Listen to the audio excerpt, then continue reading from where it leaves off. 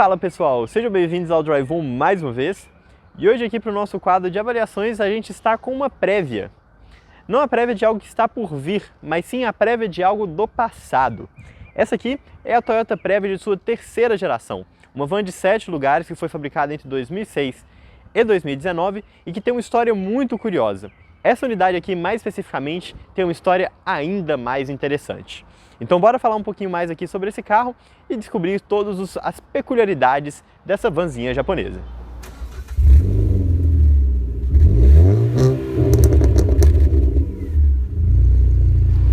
E se você for comprar um carro usado seminovo, não deixe de usar o serviço de consulta veicular da Olho no Carro.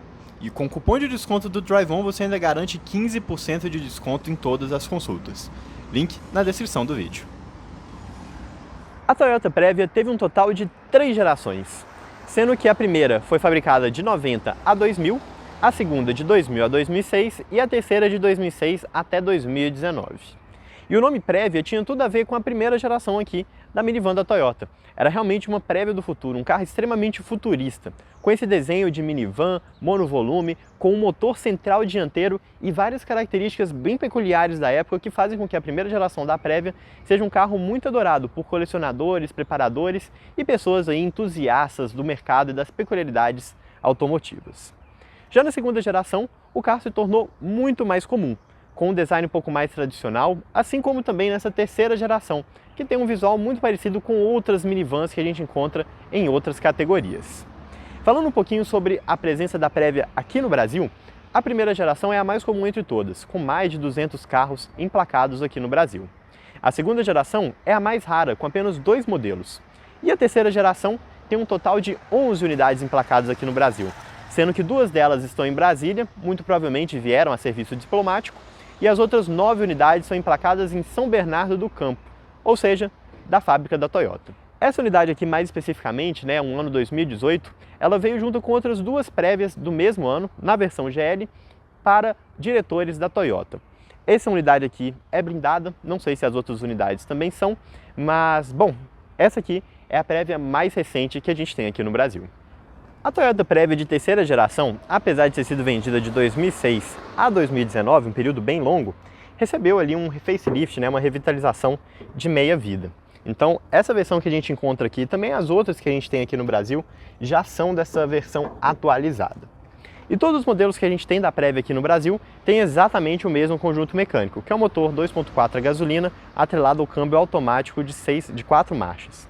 Além desse motor aqui, ela também teve versões híbridas V6 em outros mercados, mas aqui o que a gente encontra é sempre esse motor bem convencional que entrega 168 cavalos na gasolina a 6.000 RPM e 22,8 kgfm de torque. Então, uma configuração bem tradicional que tem um desempenho mais do que suficiente aqui para carregar as quase 2 toneladas que a Prévia tem. Poderia ter um pouquinho mais de potência? Sem dúvida, mas olha, não faz muita falta aqui não. É um carro realmente que não tem nenhum tipo de pretensão esportiva, nem nada do tipo.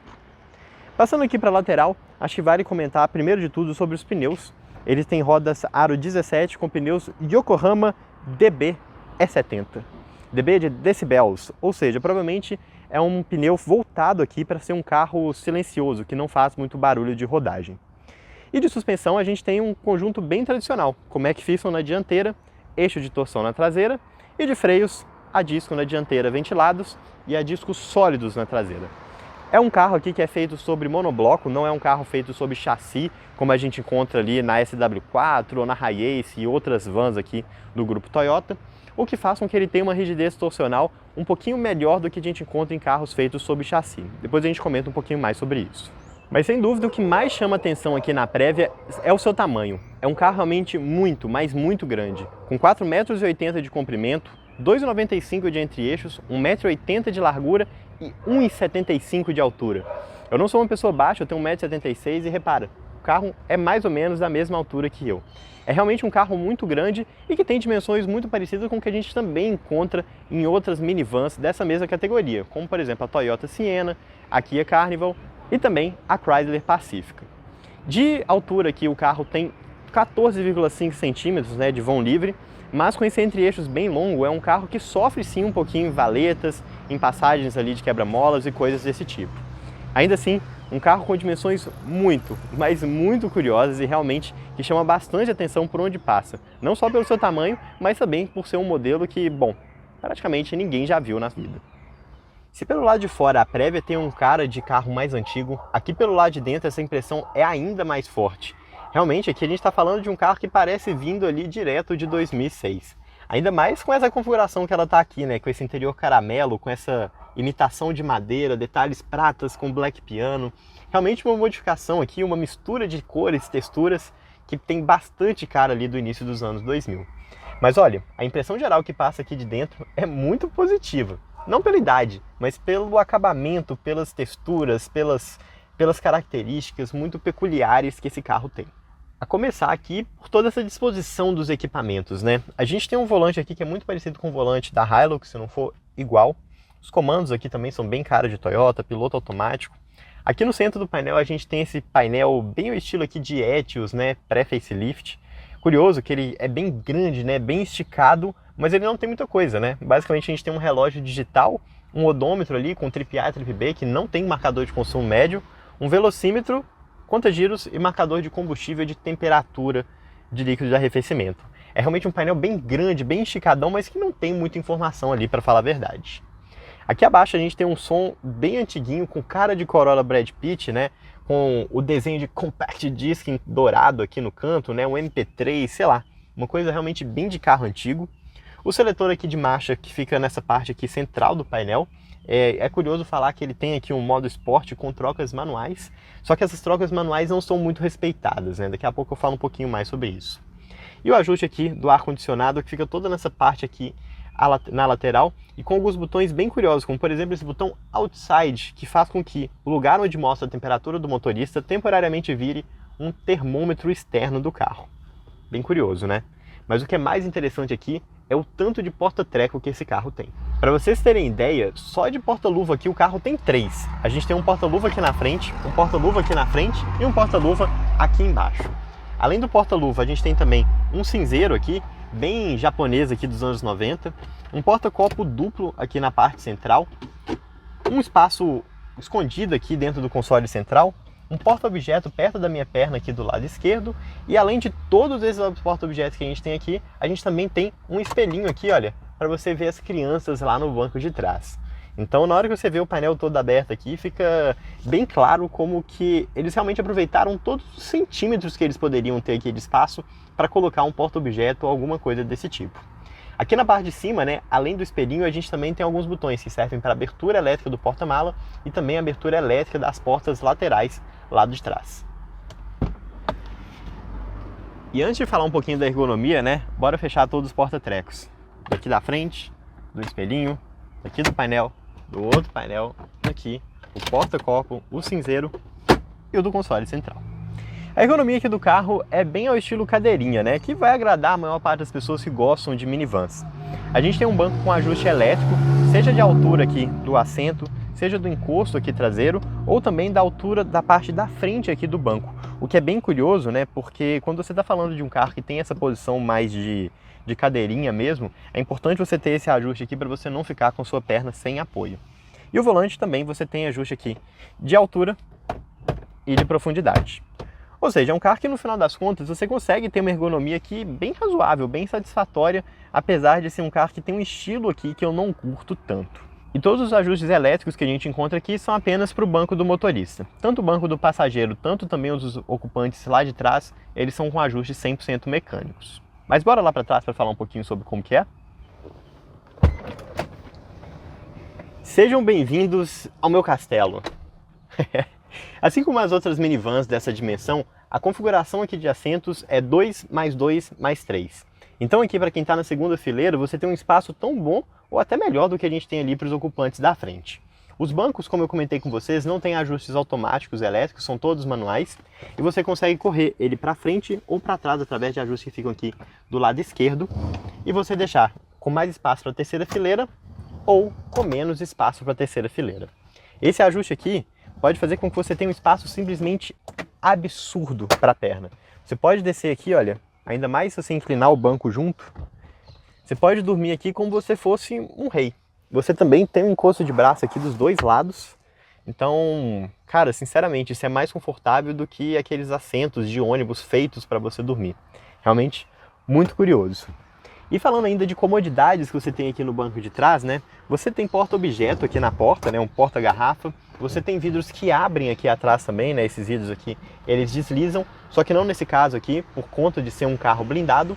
E você também tem as alças aqui em cima e também saídas de ar-condicionado individuais para cada um dos lados. E você controla essas saídas de ar através desse controle aqui no teto. Você controla a força do ventilador. Você tem um ar-condicionado aqui de 2 zonas, né? Lado direito e lado esquerdo, mas aqui para o banco de trás você não consegue ter suas zonas específicas. E a terceira fileira ali, olha, é um pouquinho difícil de acessar, né? Você pode chegar o banco aqui para frente ou você pode dobrar ele. E aqui na terceira fileira, olha, é o chiqueirinho, né? Mas é um chiqueirinho até bem confortável. 3 pessoas aqui não conseguem ir com muito conforto, né? Afinal de contas, apesar de ser um carro bem largo, a gente tem as rodas aqui do lado que limitam bastante o espaço aqui na terceira fileira. Mas olha, 2 pessoas aqui, né? 2 lá na frente, 2 no meio, 2 aqui atrás, vão com um conforto bem legal. E é curioso falar também que todos os passageiros têm cinto de segurança de 3 pontos. Seja para quem está aqui no canto, que puxa aqui através da porta, ou seja para quem está aqui no meio, que puxa através do teto. Essa terceira fileira aqui também tem porta-objetos bem interessantes, então a gente tem 2 porta-copos de cada lado, um porta-objeto aqui um pouquinho mais fundo também do lado esquerdo, e essa terceira fileira aqui, ela pode ser rebatida. Bora lá pro porta-mala que eu falo um pouquinho mais para vocês. E a abertura aqui da tampa do porta-mala da Previa é elétrica, você pode fazer isso pela chave, que é uma chave presencial com telecomandos bem curiosa aqui, bem coisa de carro antigo. Você pode fazer isso através do botão que tem ali no painel central, ou você pode fazer isso através do botão que tem aqui na tampa traseira. Curiosamente, o botão ali da tampa traseira a gente não conseguiu fazer funcionar, não sei se é uma coisa exclusiva dessa unidade, ou então alguma coisa que a gente não entendeu como funciona. E essa terceira fileira aqui, ela é rebatível, e ela tem 2 formas de rebatimento. Você tem a primeira aqui, que você simplesmente rebate o banco. O encosto, né, você ganha aqui um pouquinho mais de espaço, e você tem uma segunda cordinha que você puxa aqui, e ele dobra para frente. E com isso a gente consegue ter várias opções aqui de porta-mala, desde um porta-mala bem pequenininho aqui, que vai caber, sei lá, 2 malas de despacho, 3 malas de mão, ou até mesmo um porta-mala simplesmente gigantesco aqui, caso você incline os bancos para frente. Você não consegue aqui retirar os bancos como a gente tem em algumas outras vans, ou pelo menos não de uma forma simples. E nessa parte de baixo aqui você tem um step integral, que fica dentro dessa capa aqui do lado esquerdo. É bem curioso que ele é tampado, né? Ele fica escondidinho. E aqui do lado direito a gente tem também um fosso, né? Onde você tem ainda mais espaço.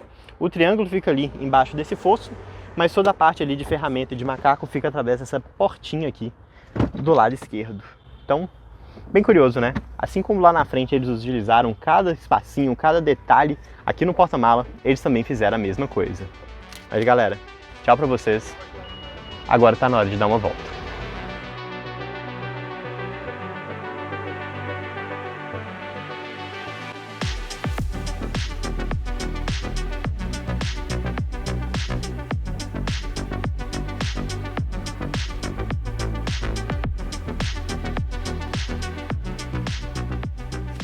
Bora então fazer uma prévia do que é dirigir a Toyota Previa. E bom, a posição de dirigir, né, é muito alta, como vocês viram. A ergonomia é boa, mas é uma posição bem alta mesmo. E o freio de mão, daqueles que são haters ali do Corolla Cross, vão criticar aqui também. É um freio de pé. Mas, como você senta aqui numa posição bem de cadeira, vou te falar que até que não ficou tão ruim assim não. Eu me senti em casa aqui com esse freio de pé. E voltando aqui para a posição, né? É uma posição bem alta, é uma posição típica de uma minivan, de uma van. O câmbio aqui nessa posição um pouquinho mais alta também passa um pouco mais dessa impressão. Geralmente os carros dessa categoria, eles ou têm o câmbio aqui no console central, ou então o câmbio aqui em alavanca. Alguns inclusive chegam a ter 3 lugares aqui na primeira fileira. Inclusive a Previa tem uma versão também de 8 lugares, mas essa aqui como é a versão de 7, a gente tem 2 assentos aqui, mais 2 ali no meio e 3 atrás. E a primeira impressão que passa aqui é de um carro leve. O que eu quero dizer com isso? A gente tem um motor aqui que tem uma resposta boa, que tem uma quantidade boa de torque em baixa rotação. um isolamento acústico muito bom. Então mesmo na hora que você exige aqui um pouquinho mais do motor do carro, você não ouve aquele barulho entrando aqui dentro da cabine. O que passa aqui, novamente, a impressão de um carro mais leve, por mais que a gente esteja falando de um veículo que chega próximo aqui das 2 toneladas, ainda mais aqui nesse caso que é um carro blindado. Além do bom isolamento acústico aqui, né, do motor, do espaço de fora e tudo mais, a gente também tem um bom isolamento aqui da suspensão. É um carro que tem uma suspensão bem macia, bem confortável, né? Essa suspensão macia ela faz sentido aqui para a proposta do carro, mas sem ser aquela suspensão extremamente molenga, como a gente encontra em boa parte dos carros americanos dessa categoria, né? Então, um dos carros aqui que eu acho que foi mais marcante com essa característica de suspensão que eu já dirigi foi o Fiat Fremont, que era muito molengona. Você via nas curvas, assim, como era um carro que jogava de um jeito estranho. Aqui não. Aqui, apesar de ser um carro alto, apesar de ser um carro pesado, que tem uma suspensão macia, você tem uma confiança de dirigir bem melhor do que encontra naqueles outros modelos. Porém, uma coisa que eu não gostei aqui de forma alguma é da direção.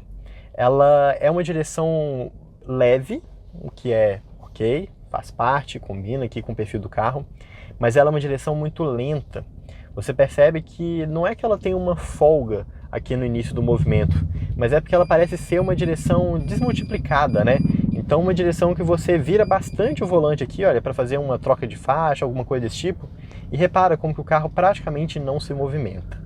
Outra coisa também que não é legal dessa direção é que ela não tem uma centragem muito definida. Então na hora que você vira ela e deixa o volante aqui, olha, o carro vai continuar virando, ele não tem aquela necessidade, aquele puxão que o carro dá para o centro, que dá um pouquinho mais de segurança. E também é prático, né? Quando você vai fazer uma virada de esquina, por exemplo, né? Você não precisa de fazer um movimento da volta. Você só solta o volante aqui de leve e ele automaticamente volta para o lugar.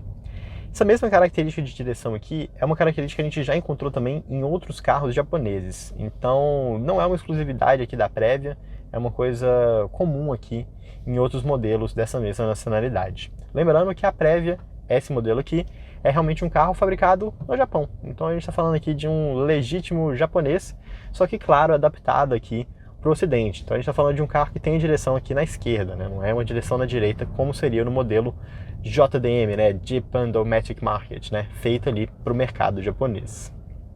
Toda a sensação aqui de acelerador e freio parece que não casa muito bem. A gente tem um freio bem borrachudo, né? Um freio que você não tem uma precisão muito boa, você pisa e você não tem aquela sensação de quanto que o carro de fato está freando. Então um freio bem progressivo, excessivamente progressivo. E o acelerador, por outro lado, é um acelerador bem direto. Então você pisa um pouquinho aqui e ele já sobe bastante a aceleração, ele já abre bastante a borboleta ali do acelerador. O que eu acho que é uma tentativa aqui da Toyota de fazer com que ele não passe a impressão de ser um carro fraco, apesar de ser um carro bem pesado e com um câmbio aqui de apenas 4 marchas, que também dificulta um pouquinho aqui o aproveitamento dessa potência e desse torque que ele tem. Mas no final das contas, eu acho que o que mais incomoda aqui nesse pedal do acelerador não é nem a forma com que ele é rápido, e sim a forma com que você pisa nele, né? Como você fica nessa posição mais de cadeira, né, você tem um pouquinho mais de dificuldade de fazer aquele ajuste fino ali no acelerador, né, de você acelerar um pouquinho mais, soltar o acelerador um pouquinho mais. Então, junto o acelerador com uma resposta rápida, com essa posição de dirigir que não ajuda muito nessa característica, ele parece ser um carro um pouco mais bravo do que ele precisaria ser. Mas é claro, na hora que você pisa aqui para acelerar, por mais que seja um carro que tenha um comportamento um pouquinho bravo, não é um carro que vai ter um mega desempenho, de forma alguma, não é a proposta dele. Então você vai pisar fundo, ele vai jogar a rodação para cima de forma bem silenciosa, mas ele não vai andar aquela coisa impressionante que você pode esperar de um carro aqui de 168 cavalos. Afinal de contas, é um veículo de 2 toneladas, muito mais pesado do que qualquer outro carro que a gente tem aqui no Brasil.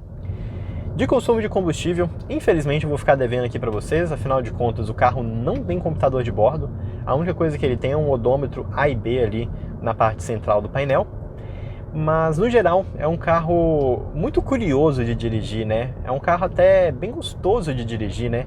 Com toda essa leveza, essa suspensão mais macia, esse bom isolamento acústico, é um carro que realmente passa a impressão de uma van familiar, um carro aqui para você levar as crianças na escola, para você fazer uma viagem aqui com a família, alguma coisa desse tipo. É uma característica aqui que hoje no nosso mercado a gente não encontra em outro modelo E mesmo na época aqui da Prévia, né, enquanto ela estava sendo fabricada aqui em 2018, não é um tipo de característica muito comum que a gente encontra aqui no Brasil.